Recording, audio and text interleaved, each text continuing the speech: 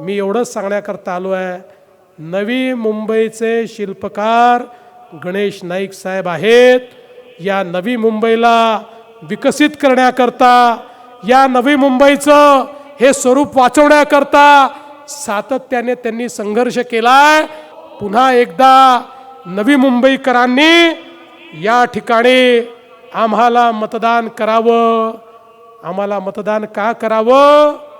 जिसे निभा न सकूं ऐसा वादा मैं नहीं करता, जिसको निभा न सकूं ऐसा वादा नहीं करता, मैं बातें अपनी औकात से ज्यादा नहीं करता, भले ही तमन्ना रखता हूं आसमान छू लेने की, लेकिन औरों को गिराने का इरादा नहीं रखता.